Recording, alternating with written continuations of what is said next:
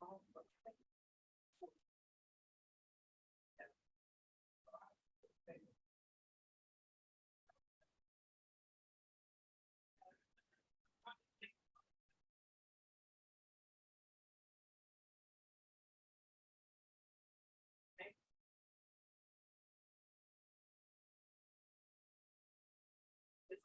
Thank you.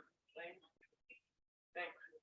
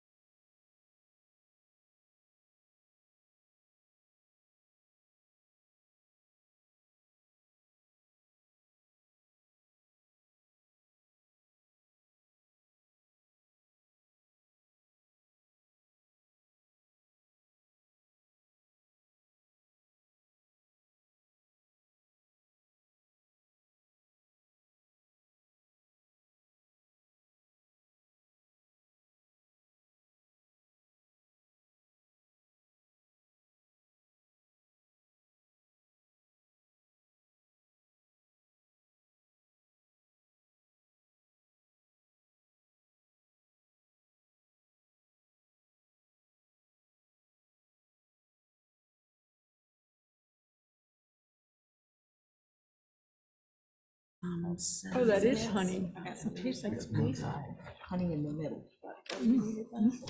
Thank you.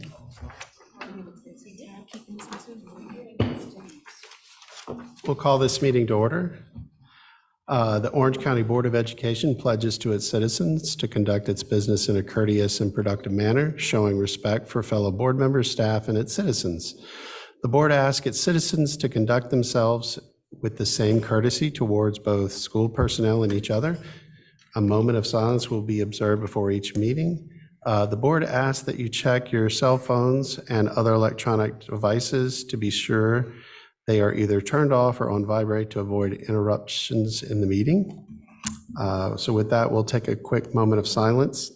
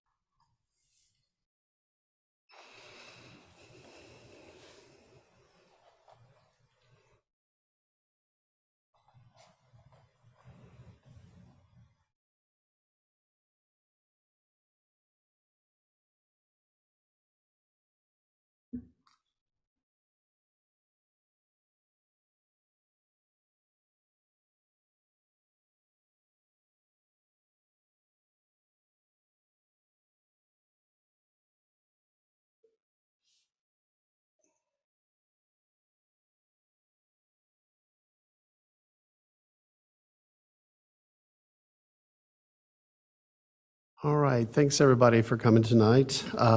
We also have the Pledge of Allegiance, which was not on the agenda, but we'll go ahead and do that. That's okay, we can do it. I pledge allegiance to the flag of the United States of America and to the republic for which it stands, one nation, under God, indivisible, with liberty and justice for all. All right, this is a public hearing tonight. The main purpose of tonight's meeting is to get feedback on the proposed superintendent's recommended local budget. We will start with public comments, and I'll read just the rules around that before we get started. The Board of Education welcomes public comments, which are governed by Board Policy 2310 and North Carolina General Statute 143-318.17. A person wishing to address the board must sign up prior to the board's meeting. Comments will be limited to 3 minutes. When the 3 minutes end, the speaker must stop speaking immediately. Yielding time to other speakers will not be permitted. All public comments should be civil and non-disruptive. Per board policy, members will listen carefully but will not respond to speakers. Anything else, Dr. Felder, before we get started tonight? Well, would you like for Rhonda to go through at least some of this? Would that be helpful to start with? Absolutely. Okay. Absolutely. That's why I wanted to say it and then Well, thank you. let y'all to. All right. Thank you. Yes, I was maybe going to, if it pleases the board, to take a moment, and if it's okay, I may stay here to just hit a few of the slides. We have had one change since this was presented to the board at the last meeting, and we'll just take a few minutes to go through it very quickly and to hit some high spots.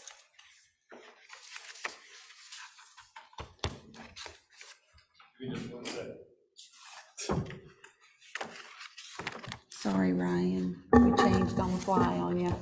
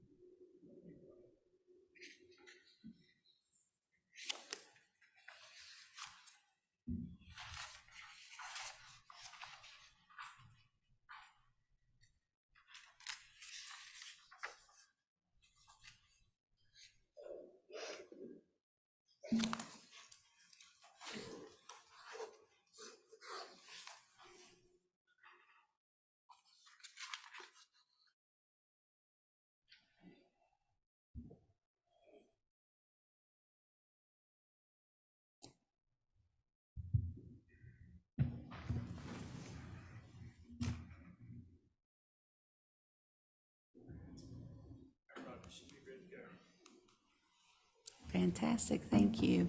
So I would like to start out with a snapshot of our projected average daily membership. As you are aware, we are funded based upon our average daily membership. That is the number of students that show up each day. That is how the local government funds us, as well as how we are funded from the state. This is not actual enrollment, this is actual average attendance. So what you're looking at now is average daily membership. In comparison to last year, DPI is projecting that our average daily membership for the upcoming fiscal year will actually decrease by a total of 60. Our charter school enrollment is funded from the Board of County Commissioners based upon what our actual charter school enrollment is at the time that they approve our budget. Last year, at the time our budget was approved, there was 951. We're currently at 999. So that is an increase of 48 students who are domiciled in Orange County and actually attending charter schools. We also have to reduce by the number of students that are out of district that are in our schools. These are students who would be primarily they are staff member students who are attending our schools as a retention and recruitment tool. Staff, if they're hired in the district, are able to bring their students to our school and not have to pay the out-of-district tuition. So as a result, our net impact to our students for the upcoming fiscal year is a decrease of 20. Quickly want to just show you a trend of how this has trended over the last 10 years. We've kind of held steady the last 3, but in total membership, but when you look at our average daily membership and our charter schools, you can see that our average daily membership has been decreasing and our charter schools have been increasing. On December the 12th, the board did approve a continuation budget for fiscal year 24 that we did provide to the county in December. The reason that I wanted to touch on this again this evening was the county manager asked Chapel Hill and Orange County both to provide a projection or a continuation budget based upon a 4% increase. So before that information is provided to the county manager, you need to see that and approve that. And what you have on the slide now was based upon a 3% salary increase, which equated to a continuation budget of $2.1 million. If we factored in a 4% increase to those salaries, that would equate to $2,219,000 would be that difference that we would like to provide to the county manager to give a baseline based upon a 4% increase. From here, I'm going to move quickly through the slides that are in Assembly and available for viewing and have been for the last several board meetings, and just touch on the summary slides for this part of the presentation so that we can ensure we allow adequate time and have enough time for everyone to provide comments should they so desire. So I will quickly touch on, we have received input from schools and I'm continually talking with schools and talking with principals in regards to those items that they are seeing bubbling up and asking and needing assistance for in the upcoming fiscal year. These are the items that we have to this point in time, just knowing that we're continually talking to them and adding additional items. An example of that would be on the, go back one. The final slide is we actually had one added today where we actually had feedback and discussion from a principal in regards to a STEM teacher at a school. Would be something that they were interested in, having discussions with the districts in regards to funding. And if I could just add that there will likely be additional requests as we go through the allotment process where we meet with individual principals. So know that there could be additional requests that are made, but this, to Rhonda's point, is what's been captured to date. Okay, so from here, I am going to move to the expansion summary items and just quickly go through those. In this superintendent's budget, what has been included is an increase in the current licensed certified staff supplement scale, an increase of a $2,000 annual supplement for all Orange County school employees who have 20 years of Orange County service or more, an additional 2% supplement for the student-facing staff in Title I schools. That would incorporate your certified teachers, your teacher assistants, your social workers, your facilitators, those individuals. This would not encompass your office staff, your custodians, your principals, et cetera. An additional 2% supplement for licensed EC teachers and TAs. An additional 2% supplement for licensed secondary math teachers. The superintendent's budget also included an increase on the classified salary scale that we implemented. The current fiscal year, we're able to implement a 3/8% step increase. This budget incorporates going from 3/8% step increase to a 1% step increase. And you can see what those associated costs are for each of these items and what that would equate to as a per pupil need. Also included in this budget is the pre-K expenditures that are currently funded in Title I, shifting those from Title I to the local budget. An additional English language learner teacher to support the increased multilingual learner student population. This would be a school level position, but they would be transitioning or go wherever the highest need was. They wouldn't be assigned to one specific school. An additional 5th grade dual language teacher at New Hope Elementary.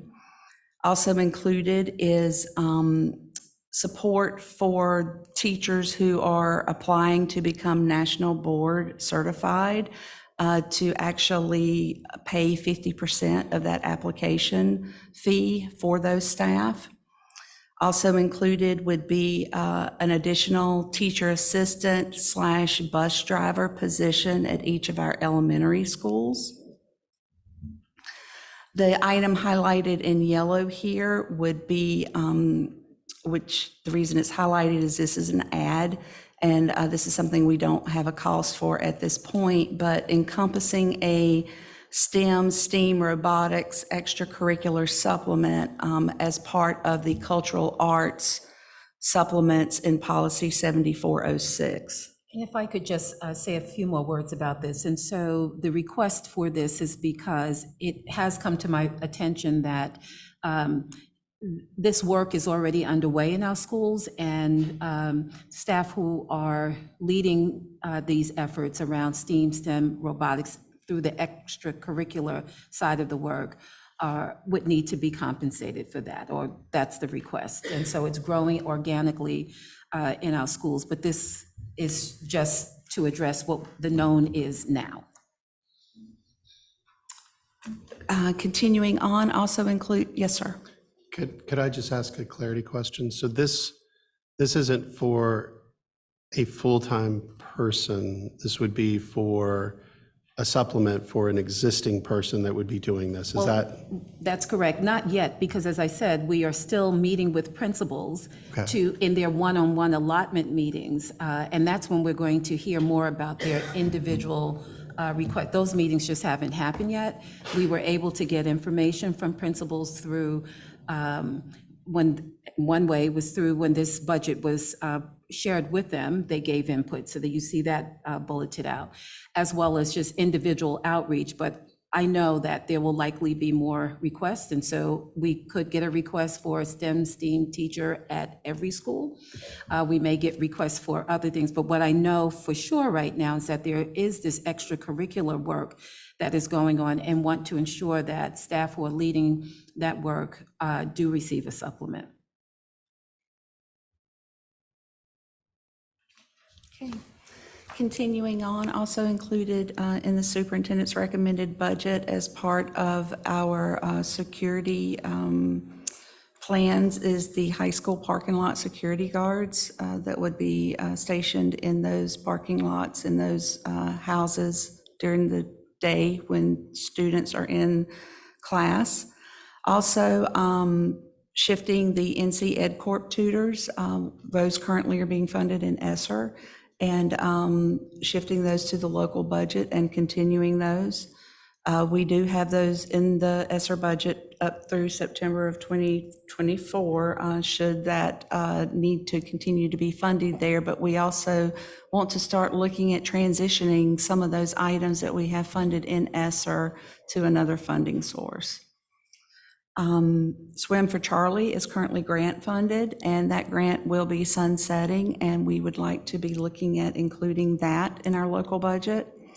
A pre-K dual language teacher and teacher assistant at New Hope Elementary. And as you can see here, there was a 3% increase in those athletic coaching supplements that was factored in as a result of those supplements remaining constant and stagnant since 2016. In summary, the continuation budget to incorporate a 4% salary increase, to also factor in the increased retirement benefit, as well as a 3% cost increase for our utilities and other expenditures such as fuel, comes to $2,219,000, or that would equate to an increase in our per pupil funding of $277 based upon our current projected average daily membership and current charter schools.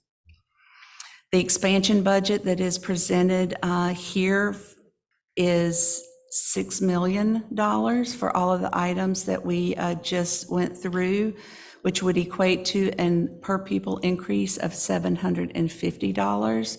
So that brings the total recommended budget, the superintendent's recommended local budget, to $8.2 million, or a per pupil increase of $1,027,000. Not $1,027. Oh, boy. Somebody would be hunting me down tonight if that was true. So as you can see, again, in summary, our fiscal year 23 budget was $38.6 million. That only incorporates the per pupil funding from the county. That does not incorporate the fund balance appropriations that the board has appropriated. In comparison, we are asking for $46.8 million, which would be an increase of $8.2 million. And our current per pupil funding is $4,808. We would need per pupil funding of $5,835, or a $1,027 increase. Items that we need to keep in the forefront as we begin looking forward and determining our priorities for the upcoming budget year. We have received our planning allotments from DPI, and as a result of our average daily membership decrease, we have lost state funding for another classroom teacher position. We have lost state funding for an instructional support position. We've lost 7 months of employment in CTE, and we have had our at-risk funding reduced to $195,000. And another consideration or item that we need to keep also in our mind is athletic trainers at our middle schools.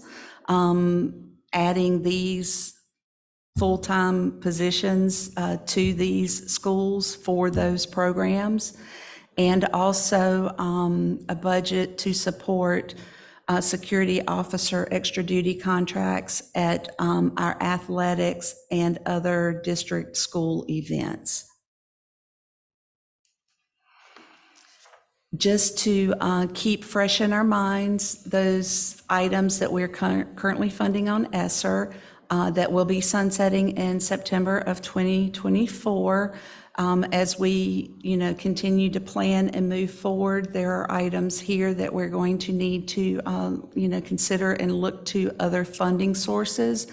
Roughly $2.8 million is being funded from ESSER that we need to have discussions in regards to those items and prioritizing those and how they will be funded once this funding is sunset on September 30th of 2024. And that is just a real quick snapshot or overview of the superintendent's budget. And now I turn it back over to you, Mr. Atherton. Thank you so much. How much is that per pupil for that last slide on the, The ESSER, yeah, just as a, it's, give me just a second and I can tell you that. okay.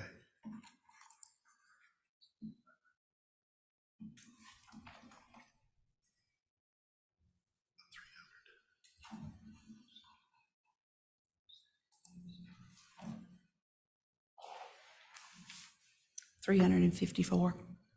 Thank you.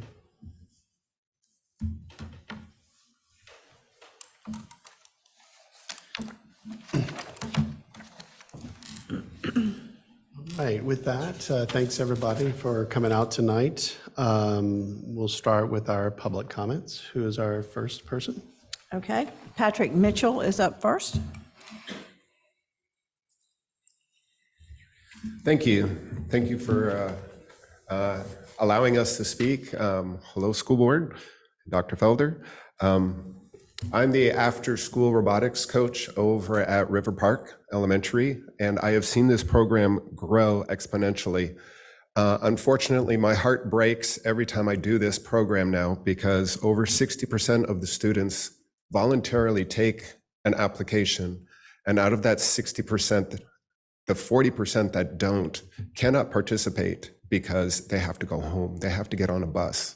They have school or home responsibilities and they can't stay at school. Having a STEM teacher and considering one for our school, I am very thankful for because that would eliminate the number one cause for why these students cannot be involved with after-school STEM programs. By having a STEM teacher at our school, that would also free up our counselors to be able to work with at needs that, I mean, they pop up really fast, and to find out that they're in a class and they'll have to wait is not something these students need. I would also like to say that I have some students here with me today that would also like to speak on behalf of their friends and what they really feel strongly about in ways of having a STEM program at their school that would be more than just something after school that only 25% of available students can participate in. My son was going to be here today, but on behalf of him, something that he also wanted to consider was over the last 3 or 4 years, people have recognized the high school robotics program. A lot of those students went through an after-school STEM program, and that is about to come to an end because of COVID and having parents or teachers trying to volunteer after school. And by having this program, that creates that pipeline, that gets those students career ready when they come into high school, where they are talking with business executives from Texas, from around the world, and showing them what's being taught here in our schools. It is very emotional, to see these kids not be kids and to be there and take on the world and just watch them and smile. And we can do something like that and continue that pipeline if we can consider that position and really make that a reality. Thank you. Thank you. Okay, up next, and you may have to help me with the name. Is it Merlio Lopes? That is perfect. Thank you. Good. I appreciate that. All right. Good afternoon, members of the board. Today, I would like to share you a little bit of my involvement with STEM. I'm going to take you back to where I was born, São Paulo, Brazil, the largest city of Brazil. And even though it was the largest city of Brazil, I was not involved in a single STEM activity. Why?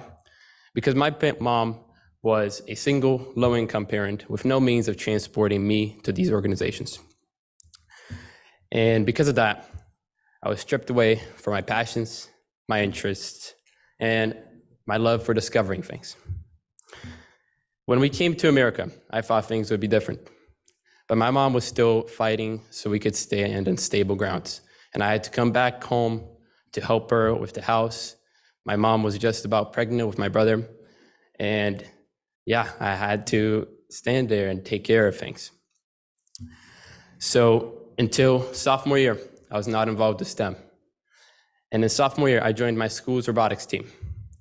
But I felt super intimidated because I had no experience in STEM. I had no idea what I was walking into. And at the level that my robotics team competes, I felt like I didn't belong. And that caused me to leave the team. But due to my amazing friends, they motivated me back to the team. And because of them and because of everyone on the team is being able to teach me and inspire me to go on, I am today the programming captain. And now that is amazing, but I want to remember, what about those people that didn't have those friends with them? What about those who didn't have the fortunate opportunities that I have today to take part in such amazing organizations? They don't have the means of transportation. They don't have the people to support them. They are left behind in our communities. And a lot of them go with their passions unnoticed and don't really discover what it means to be a part of STEM. Thank you. Thank you. Okay, up next is Isabella Panook. Thank you. So I am also a part of Team Hedgehogs at the high school, but previous to that, I was not participating in robotics with the school. The middle school didn't have a robotics program when I was there. That would be Orange Middle School. And I was not aware of the robotics club at the elementary school of River Park because at the time it was smaller and there was less discussion about it, less word about it, and I had to take the bus home every afternoon. And so even if I had known about it, I wouldn't have been able to join. But if we were to have a program that happened during the day and made it clear that all students are welcome, doesn't matter if they're a girl, guy, whatever race they are, everyone is welcome, and we're all going to learn about it together, work together, then that means when they get to the high school, they already have an understanding of how robotics works. They have skills so that when they come to the team, they don't feel intimidated or confused like I did, or even if they don't join the robotics team, as some might not be interested, they could join the school's incredible engineering CTE program, and it would give them a great basis of understanding. The high school CTE program covers a lot of courses, or has a number of courses, but all of them move very quickly due to the high amount of content they want to cover. Having a background would give a basis so that we can cover all that content. Currently, we have to cut certain parts of it just because due to block scheduling and the difficulty of the course, it takes longer to fully teach it if we had a basic understanding of circuits, simple machines, coding, and even just the flow of how to code and how to work together. It would make the classes so much more, students would be able to get so much more out of the classes and have so many more job skills and be so much more job ready when they get out of college, or when they get out of high school and if they go on to college or go on to trade school. Thank you. Thank you. Thank you. Rosalia, am I saying Panek or Panook? Panic. Okay. Good evening, everyone. I'm Rosalia Panic, a fifth grader at River Park Elementary School and the captain of the robotics team, the Robo Tigers. Having a STEM teacher would help get kids thinking. Each year, teams at my robotics level, First LEGO League, are challenged to think of a problem in the world and figure out unique and creative solutions. This gets kids working together, learning new things, and thinking about how they could solve problems in the world when they're older. However, this is only possible for kids whose parents can pick them up later after school. Students who ride the bus or have afternoon obligations can't participate.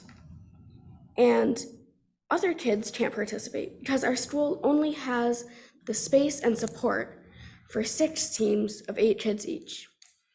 And the majority of kids in 4th and 5th grade want to join the robotics team, but very few can do so because there is not enough space.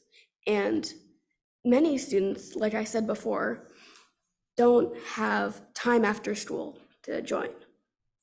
Having an in-school STEM teacher would fix these problems because if there is a teacher in the school, then they will not have to worry about getting home after robotics. They'll not have to worry about not having enough room to pursue their passion. And it would be a very good thing to add. Thank you for listening. Thank you. Time check, 7:36. Ella Cowles. Hello, my name is. Hold on. Does this end? Yes. Hello, my name is Ella Cowles. I'm a 3rd grader at River Park. I think we should have a STEAM as a special instead of just after school activity because so many people signed up, but only 42 students get in. Robotics is fun and we can learn a lot. That is why I think we should have a STEM teacher, STEM as a special in school. STEAM would be a great special for lots of reasons. First thing would be to do more science. We already do science, but in my perspective, we do more social studies. And even when we do science, you only get to learn about a specific unit, every unit, but when it's in a special, every class we get, we'll probably learn about a new thing. Next is technology. I think this would be great to learn about because the world technology is getting better and better. So it would be good to know what technology is at nowadays to help us use it in the future. The next one is engineering. I personally want to be a mechanical and electrical engineer when I grow up, so I think this would be so fun with me and help me know stuff for the future. Engineering is very inspiring, and if we get to build it, it could inspire someone and they could engineer when they grow up just from this class. Next up is art. Even though we already have art for a special, there are many types of art. Art could mean drawing and painting, but it could also mean being creative and making things. Also, this is a good idea because even though we can create things in art, there are so many things you can do in art, and if we don't get them all done, we can do more than we would have. The last one is math. Math is a great thing to have because even though we already have a math subject, we won't really be talking about math in our math we do in our dedicated math class. In math and STEAM, we'll learn about what is the math behind what happened, or how can we make what we learned about bigger or smaller to still make it work. In the end, I think we should do STEAM, and I think a lot of people agree with me. Thank you very much, both. Okay, Jennifer Parrick.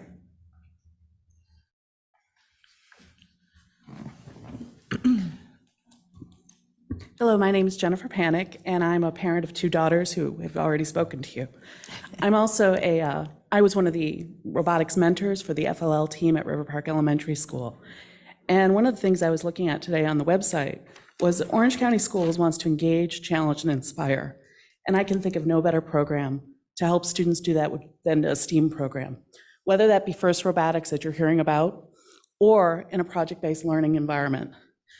The project-based learning environment, students can explore different topics to nurture their curiosity. They can also take risks in a safe environment, try new things, and learn from their mistakes. They'll also collaborate with one another as working in small teams, or as a team of robotics students. And they learn from one another. They help each other out.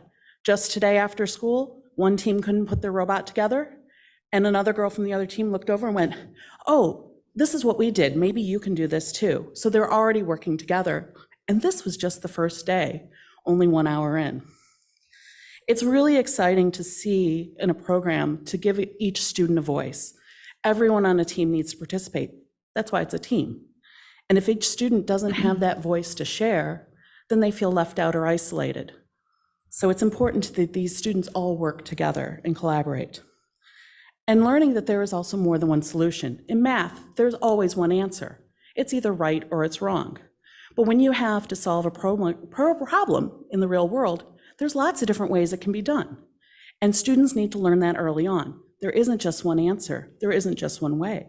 And it's not always just their way. They might need to actually compromise with one another.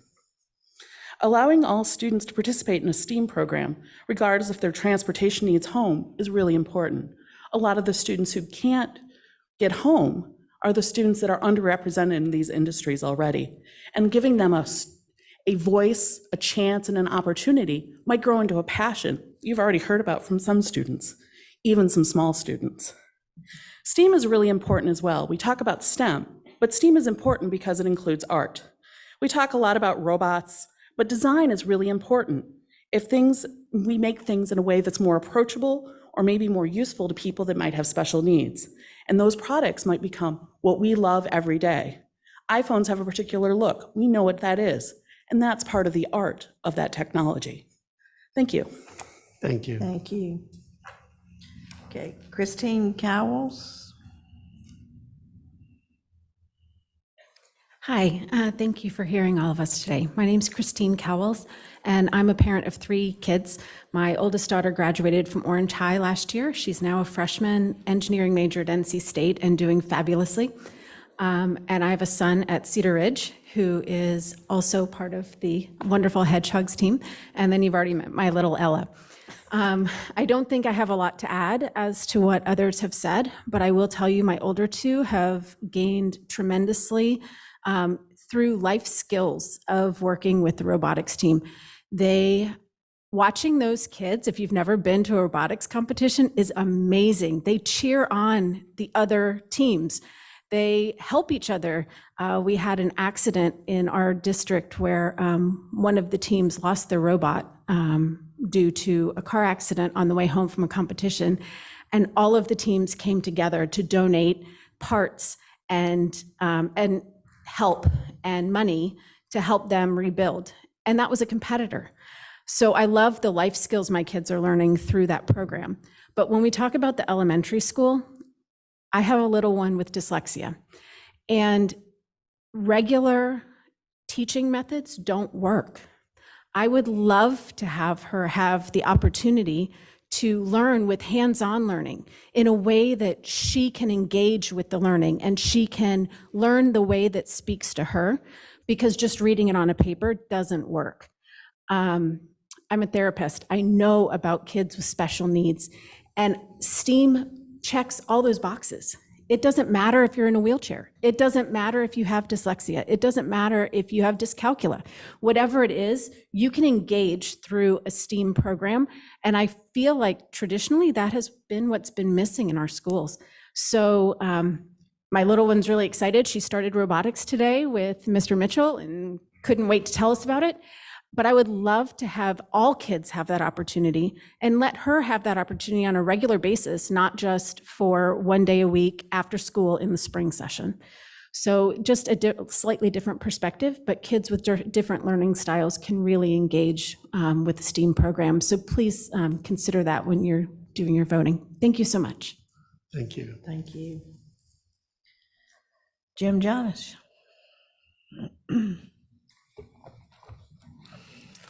Thank you. Hold this up. I teach engineering at Orange High School, and I'm also here in support of a full-time STEAM position at River Park. It's important for students to be exposed to STEAM as early as possible for many reasons. One is to develop excellence in problem solving among our students. Another is that so students are familiar with STEAM and don't shy away from these types of courses in middle or high school because they represent an unknown challenge. On a personal level, Orange High School has the Engineering Academy, and it's essential for the continued success and growth of the Academy that we keep that pipeline open from as early as possible. And of course, also to interest students to continue the success of the FIRST Robotics team. of which I'm a mentor. Thank you. Thank you. Thank you. Is there anyone else that I missed on the list? I think that's all.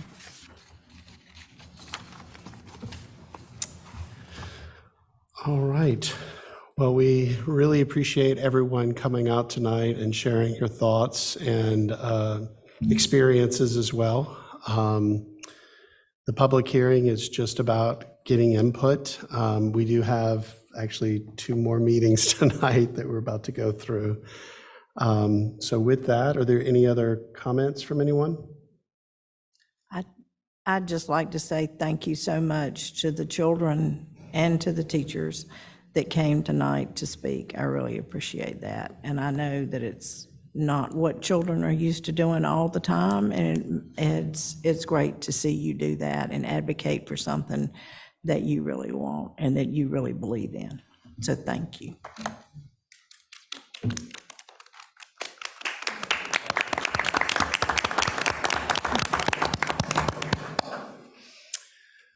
All right. With that, could we get a motion to adjourn? Second. All in favor? Aye? Aye. Aye. And, oh, she's still there. Excellent. With that, this meeting is adjourned. Thank y'all.